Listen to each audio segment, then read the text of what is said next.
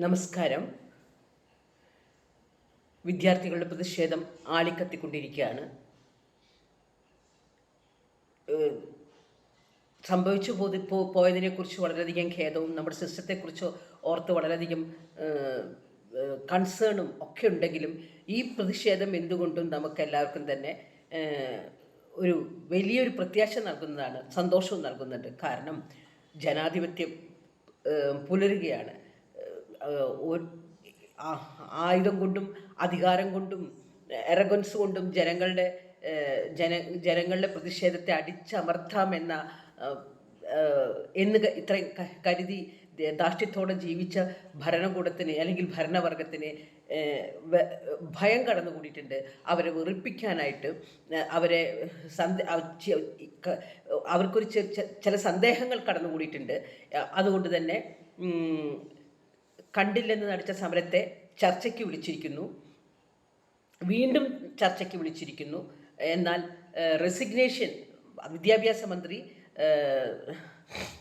ധർമ്മേന്ദ്ര പ്രധാനൻ്റെ രാജി ഒന്നു മാത്രമാണ് ഇതിന് പോംവഴി എന്ന് ശഠിച്ച് സമരവുമായി മുന്നോട്ട് പോകുന്ന വിദ്യാർത്ഥികൾക്ക് ആദ്യം തന്നെ അഭിവാദ്യങ്ങൾ അർപ്പിക്കുന്നു. പല കാര്യങ്ങൾക്കും പ്രതിഷേധിക്കാൻ കഴിയാതെ 1990 ശേഷം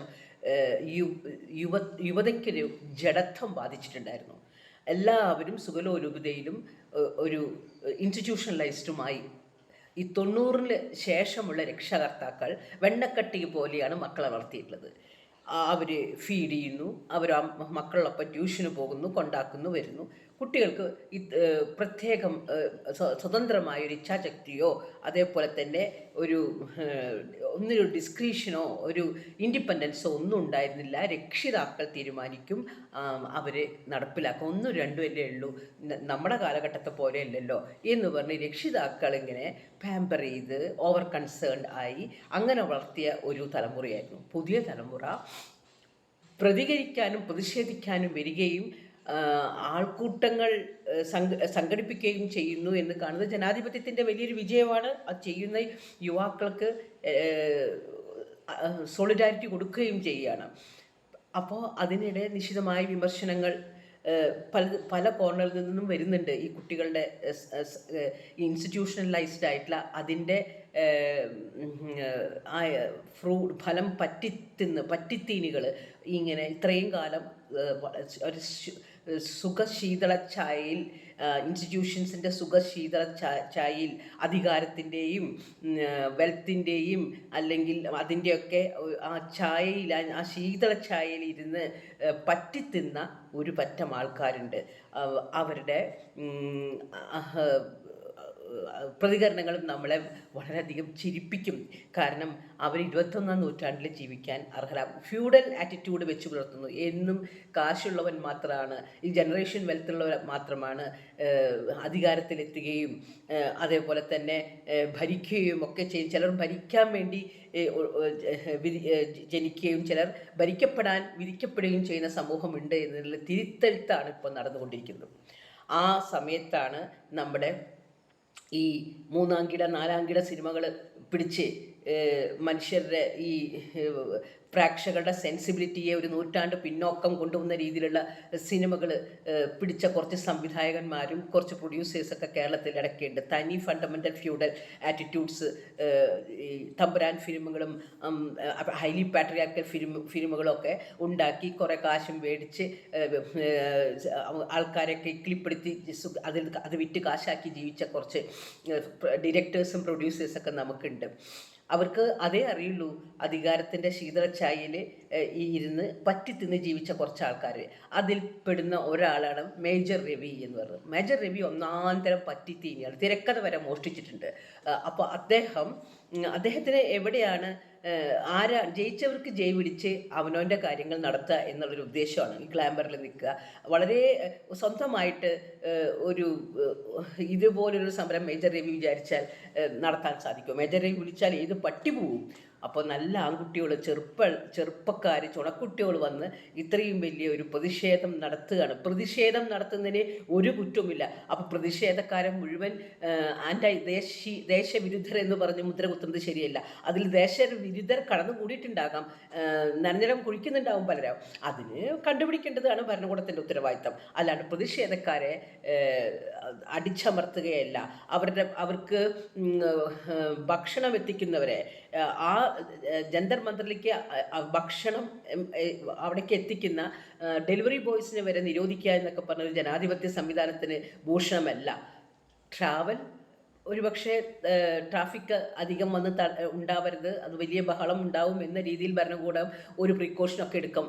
അത് ഭരണകൂടത്തിൻ്റെ ഉത്തരവാദിത്തം. അതിന് നമ്മൾ പറഞ്ഞില്ല, ഭക്ഷണം എത്തിക്കുന്ന ഡെലിവറി ബോയ്സിനെ തടയുന്നത് ശരിയല്ല. അപ്പോൾ അങ്ങനെയൊക്കെയുള്ളൊരു അവസ്ഥ സംജാതമായിരിക്കുമ്പോൾ ജനാധിപത്യത്തിൻ്റെ ഒരു ആഘോഷമാണ് പ്രതിഷേധം. അതിങ്ങനെ ജനാധിപത്യത്തിലെ ആ വിയോജിപ്പുകൾ രേഖപ്പെടുത്താൻ, വിയോജിപ്പുകളുടെ ആഘോഷമാണ് ജനാധിപത്യം. വിയോജിപ്പുകൾ രേഖപ്പെടുത്തുകയും കൂട്ടം കൂടുകയും പ്രതിഷേധിക്കുകയും ചെയ്യുന്ന ആ സ്ഥലത്തെ കള്ളുകുടിയ അവിടെ വരുന്നവരെല്ലാം തന്നെ ഉത്തരവാദിത്തം ഇല്ലാത്ത ഹൂളിഗൻസാണ്. ഓസിന് കള്ളു കുടിക്കാനും കഞ്ചാവ് അടിക്കാനും ഭക്ഷണം കഴിക്കാനും വരുന്നവരാണ് അവിടെ ഒത്തുകൂടി എന്ന് പറയുന്ന മേജർ രവി എന്ന് പറയുന്ന തരം താഴ്ന്ന മനുഷ്യൻ. അദ്ദേഹത്തിൻ്റെ സ്വഭാവമാണ് മേലനങ്ങാതെ പണിയെടുത്തിട്ട് ഈ പറ്റിത്തീനി സ്വഭാവം. എവിടെയാണ് കുറച്ചിങ്ങനെ ഹഷ് പുഷ് രീതിയിലൊക്കെ നിന്ന് കുറച്ച് ഇംഗ്ലീഷൊക്കെ പറഞ്ഞാലൊന്നും മേജർ രവി സംസ്കാര സമ്പന്നനാവില്ല. സംസ്കാരം വേണമെന്നുണ്ടെങ്കിൽ അത് ജന്മനാ കിട്ടണം, ആർജിച്ചു എടുക്കണം. ഇത് രണ്ടുമില്ലാതെ ഈ ഗ്ലിറ്ററിൽ നിന്നുകൊണ്ട് കുറുക്കുവഴികൾ, വിജയത്തിലേക്കുള്ള കുറുക്കുവഴികളിലൂടെ സഞ്ചരിച്ച് തിരക്കഥ വരെ കട്ടു, മറ്റുള്ളവരെ പ്ലാജറിസം നടത്തി, കോടതി വിധിയും വന്നു. അത്തരക്കാരന് എന്ത് അർഹത? ജീവന് പോലും ഭീഷണിയുണ്ട് എന്നറിഞ്ഞിട്ടും അവിടെ പോയി സമരം ചെയ്യുന്ന യുവാക്കളുടെ ആദർശശുദ്ധിയെ ചോദ്യം ചെയ്യാനും പരിഹസിക്കാനും മേജർ രവിക്ക് എന്ത് ക്വാളിറ്റിയാണുള്ളത്? മേജർ രവി ആരാണ്? Major Ravi is good for nothing. Major രവിയുടെ കോൺട്രിബ്യൂഷൻ എന്താണ്? സുഗലോലുപതയിൽ ജീവിക്കുകയും കുറുക്കു വഴികളിലൂടെ ഒരു പാർട്ടിയുടെ വലിയ, ഇവിടെ കേരളത്തിലുള്ള ഈ പാർട്ടിയുടെ നേതാക്കന്മാരെല്ലാം തന്നെ ഇവിടെ കാശുണ്ടാക്കാൻ വേണ്ടി പാർട്ടി ജോയിൻ ചെയ്തിട്ടുള്ള ആൾക്കാർ, ശുദ്ധിയുള്ള ആൾക്കാരെന്നല്ല. കള്ളുകച്ചവടക്കാരുണ്ട്. BJP-യിൽ ഇപ്പോഴത്തെ ഇരിങ്ങാലക്കുടയിലെ കാൻഡിഡേറ്റ് കള്ളുകച്ചവടക്കാരൻ. അതാണോ കേരളീയ സംസ്കാരം? അതാണോ ഭാരതീയ സംസ്കാരം? കള്ളുകച്ചവടക്കാരനാണ്, പ്രത്യക്ഷമായിട്ടുള്ള കള്ളുകച്ചവടക്കാരനാണ്. SNDP-യുടെ പ്രസിഡന്റുമായിട്ടിരിക്കുന്നതും ഇവിടെ കാൻഡിഡേറ്റ് ആയിട്ടുള്ള നിർത്തി. BJP-ക്ക് ആൾക്കാരെയൊന്നും കിട്ടിയില്ല കേരളത്തിൽ. അവിടെ കാശ് കിട്ടാം, ഫണ്ട് വരും, അത് പങ്കുവെച്ചെടുക്കാൻ വേണ്ടി കൂട്ടം കൂടുന്ന ആൾക്കാരാണ് മേജർ രവി അടക്കമുള്ള ആൾക്കാർ. അദ്ദേഹത്തിന് ഈ യുവാക്കളെ കള്ളുകുടിയന്മാരും ബോധമില്ലാത്ത കള്ളുകുടിയന്മാരും ഓസിന് കള്ളുകുടിക്കുന്നവരും തിന്നാൻ കിട്ടാൻ വേണ്ടി വരുന്നവരും എന്ന് പറയുന്നത് മേജർ രവി പോലെ ആൾക്കാരാണ്. അവർ ഈ അമ്മയിലും മറ്റൊരുത്തും ഒക്കെ സംഘടിച്ച് കൂട്ടുകൊടുന്ന അവരവരുടെ വീട്ടിലേക്ക് എങ്ങനെ കാശുണ്ടാക്കുക? ഉദരനിമിത്തം ബഹൃത വേഷം എന്ന് പറഞ്ഞ് നടക്കുന്ന മേജർ രവിയെ പോലത്തെ ആളുകൾക്ക്, മേജർ രവിയെ പോലത്തെ പറ്റിത്തീനികൾക്ക്, ചുണക്കുട്ടികളായ യുവതയെ ഓസിന് കള്ളു കുടിക്കാൻ വരുന്ന കൂട്ടങ്ങൾ, ഓസിന് തിന്നാൻ വരുന്ന കൂട്ടങ്ങൾ എന്നൊക്കെ പറഞ്ഞത് തറവാടിത്തമില്ലായ്മയാണ്, സംസ്കാരശൂന്യതയാണ്.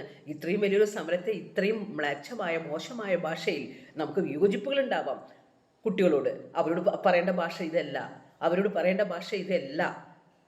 മേജർ രവി അന്തസ്സിന് ചേരാത്ത പദപ്രയോഗങ്ങളാണ് ഉപയോഗിച്ചിട്ടുള്ളത്. അതിനെ ഒരിക്കലും ന്യായീകരിക്കാൻ പറ്റില്ല. നന്ദി, നമസ്കാരം.